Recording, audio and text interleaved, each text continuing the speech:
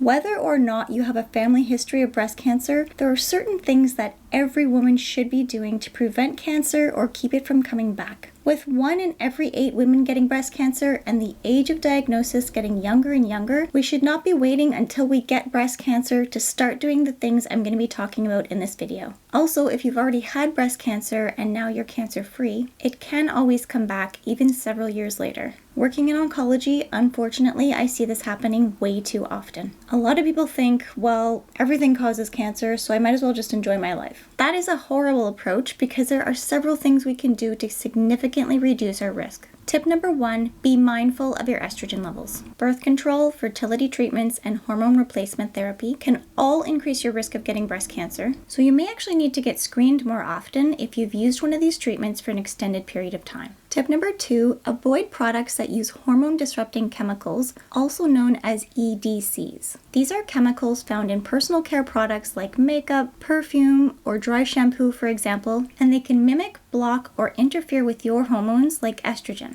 Several studies have shown that exposure to these chemicals in your 20s and 30s will increase your risk of getting cancer later in life. I personally stopped using cheap drugstore brands of dry shampoo after reading what kind of chemicals are in them, and now I use a brand that's less toxic. It's called Living Proof. It's a bit more expensive, but it's definitely worth it for my health. I'll add a link for it in the description below for you. The best way to avoid EDCs is to research which brands and products use them and choose natural products whenever possible. I go over these chemicals a bit more in depth in my video titled Why Did I Get Breast Cancer, which I'll also link for you below.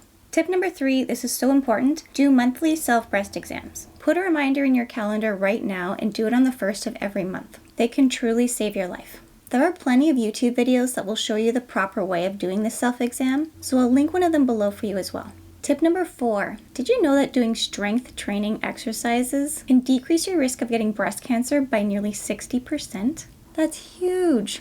But hold on, don't let the term strength training scare you. Even if you've never lifted a weight before in your life, you can start off by lifting light 2 to 3 pound weights, and then once those become too easy for you, you can then move on to heavier ones. Not only will this help you prevent cancer, building muscle mass will also increase your metabolism, strengthen your immune system, and do wonders for your mental health. Honestly, whenever I wake up in a bad mood and certainly don't feel like exercising, I know that if I push myself to exercise anyways, I will always come out feeling more energized and in a way better mood. Tip number 5, I'm sure you've heard of this one before, but I had to throw it in here anyways. Please watch your alcohol intake. When we drink alcohol, it enters our blood system through our digestive tract, and it's broken down into acetaldehyde in the liver. Acetaldehyde is a potent carcinogen. It lingers within our body, damages the DNA in our cells, and compromises our normal cellular functions. Over time, this repeated exposure can lead to uncontrolled cell growth, which causes tumors to form, and ultimately a cancer diagnosis.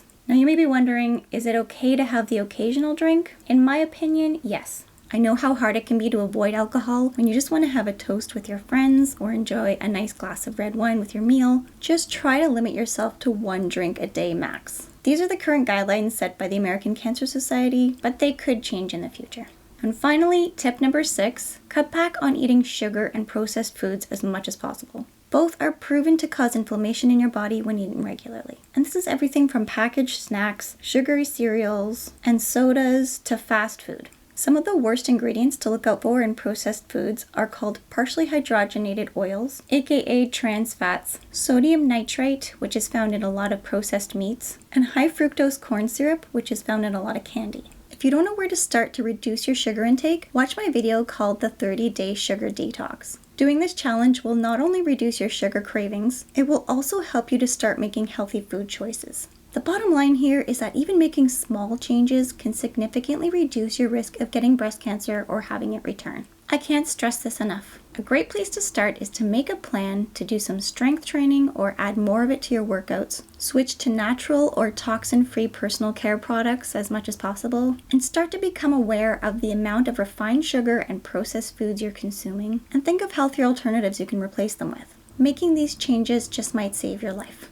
Let me know in the comments below if this has inspired you to make some healthy changes, and I'll see you in the next video.